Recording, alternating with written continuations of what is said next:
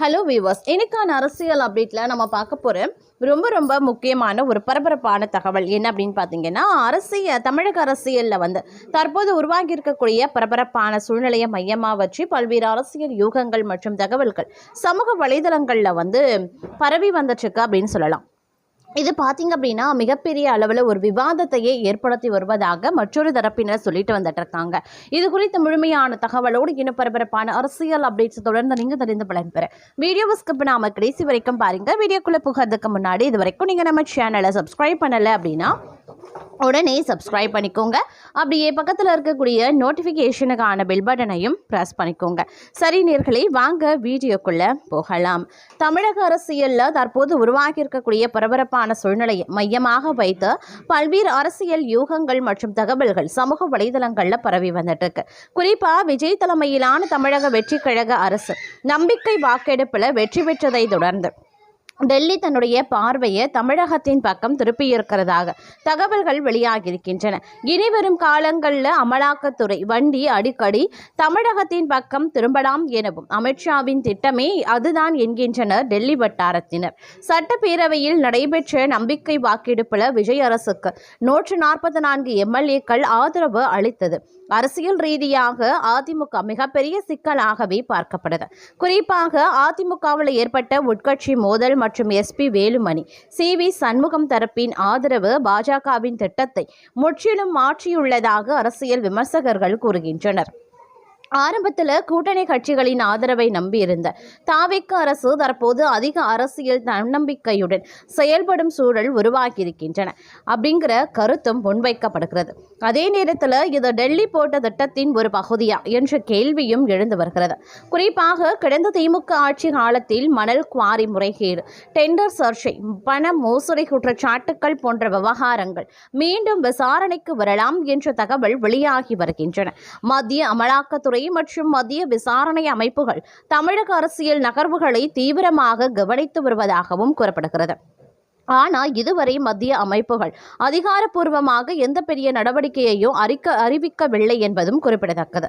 அரசியல் வட்டாரங்களில் வெளியாகும் தகவல்கள் மற்றும் சமூக வலைதளங்களில் பரவும் தகவல்களை உறுதிப்படுத்தப்பட்ட தகவல்களாக பார்க்க முடியாது என்று அரசியல் பார்வையாளர்கள் எச்சரிக்கின்றனர். இருப்பினும் தமிழகத்தில் ஆட்சி மாற்றம் ஏற்பட்டதை அடுத்து பழைய ஊழல் குற்றச்சாட்டுக்கள் மீண்டும் அரசியல் ஆயுதமாக பயன்படுத்தப்படலாம் என்ற தகவல்கள் உண்மைதான் என்ற கருத்தும் நிலவு.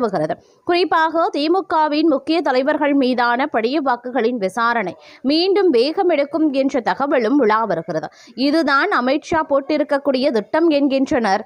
மறுபுறம் விஜய் தலைமையிலான அரசு ஊழலற்ற ஆட்சி என்ற அரசியல் அடையாளத்தை கட்டமைக்க முயற்சி செய்து வருகிறது. அதே நேரத்தில் தமிழக அரசியலில் தற்போது உருவாக்கியிருக்கக்கூடிய இன்னொரு பெரிய மாற்றம் அதிமுகவின் உள்கட்சி பிளவாகும்.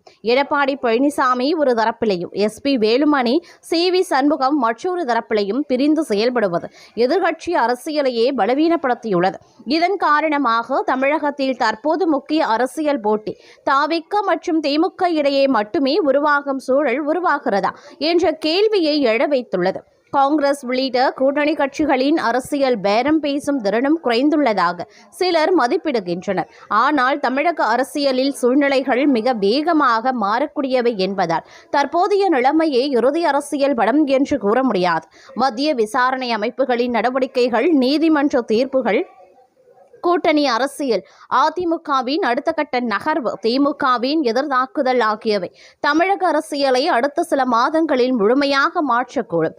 இதனால் டெல்லி தமிழக அரசியலில் புயலை கிளப்ப தொடங்கிவிட்டதா என்ற கேள்வி சற்று பலமாகவே எழுந்துள்ளது அப்படின்னே கூட சொல்லலாம். அது மட்டும் இல்லாமல் தற்போதைய சூழ்நிலையை பொறுத்த வரைக்கும் அரசியல்களும் வேகம் எடுக்க ஆரம்பித்திருக்கக்கூடிய நிலையில் அதிமுகவில் பிளவு ஏற்பட்டிருக்கிறது.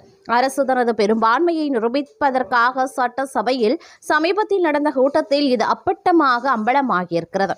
அதிமுகவுக்கு மொத்தம் இருக்கக்கூடிய 47 எம்எல்ஏக்களில் எடப்பாடி பழனிசாமி தலைமையில் ஒரு குழுவினர், எஸ்பி வேலுமணி தலைமையில் மற்றொரு குழுவினருமாக பிரிந்து நிற்கின்றனர். அது மட்டும் இல்லாமல் கட்சி தாவல் சட்டத்தின்படி 25 எம்எல்ஏக்களை பதவி நீக்கம் செய்ய வேண்டும் எடப்பாடி பழனிசாமி கோரிக்கை வைத்து வருகிறார். இன்று ஆளுநரை நேரில் சந்தித்து முறையிட எடப்பாடி பழனிசாமி திட்டமிட்டுள்ளதாக தகவல்கள் வெளியாகியிருக்கின்றன. சட்டமன்ற தேர்தலில் ஏற்பட்ட தோல்விக்கு பின்பு அதிமுக 2 அணிகளாக உடைந்திருக்கிறது. தவேகாவிற்கு ஆதரவு தெரிவிக்கும் விவகாரத்தில் அதிமுக பொதுச் செயலாளர் எடப்பாடி பழனிசாமி தலைமையில் ஒரு அணியும், முன்னாள் அமைச்சர் SP வேலுமணி தலைமையில் ஒரு அணியுமாக செயல்பட்டு வருகிறார்கள். சட்டமன்றத்தில் கடந்த மே 13ஆம் தேதி நம்பிக்கை வாக்கெடுப்பில் அதிமுகவை எதிர்த்து வாக்களிக்கும் என எடப்பாடி பழனிசாமி அறிவித்தார். ஆனால் SP வேலுமணி, CV சண்முகம், விஜயபாஸ்கர், வீரமணி உள்ளிட்ட 25 எம்எல்ஏக்கள் தவேகா அரசுக்கு ஆதரவாகவே வாக்களித்தனர். இதையடுத்து கட்சியின் கட்டுப்பாட்டை மீறி செயல்பட்டதாக CV சண்முகம், SP வேலுமணி உள்ளிட்ட 25 எம்எல்ஏக்களின் கட்சி பதவியை பறித்து புதிதாக 26 மாவட்ட செயலாளர்களை எடப்பாடி பழனிசாமி நியமித்துள்ளார். இதற்கு பதிலளிக்கும் வகையில் எங்களை யாரும் கட்சியில் இருந்து நீக்க முடியாது என CV சண்முகம் தரப்பினர் தெரிவித்திருந்தனர். அதிமுக பொதுக்குழுவை கூட்டி தேர்தல் தோல்விக்கான காரணம் தற்போது பார்த்தீங்க அப்படின்னா அது குறித்து விவாதிக்க வேண்டும் என SP வேலுமணி தரப்பினர் கூறி வருகிறார்கள்.